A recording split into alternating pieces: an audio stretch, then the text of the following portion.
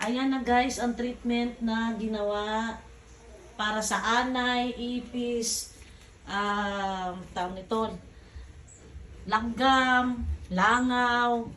Ayan. Pati dito, yan, na-treatment yan, kinayas nila, o yan, kinudkod nila, yan. Ayan. Tapos dito, ayan, kinayas din nila, ayan. Diyan may binaon sila dyan na chemical. Ito, ayan. Tapos ngayon, katulad nito, kinutkot talaga nila, ayan o, yung pinagdaanan, ayan. Tapos, akyat tayo sa taas. Kasi dito na naman sila nag-treat.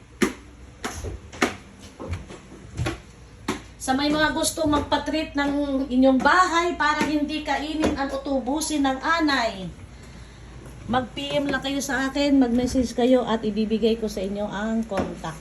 Ayan si Kuya. Nag-i-spray na si Kuya. Ito naman si Sir. Sine-check niya kung saan pa dumadaan o may gumagapang pa. Ay, nakita mo yun dito, Kuya? O, meron dito yan. Ito.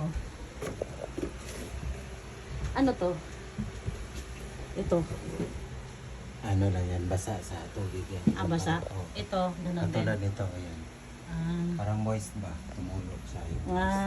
Okay. Dito ba daw wala? Wala. Ay, inano na namin, chinek na namin ito. Okay. Ayan guys. Shout out sa mga bahay na may anay, katulad ng bahay namin. Kung gusto nyo magpa-treat, mag-PM lang kayo at ibigay ko ang contact number ni Sir. Ayan.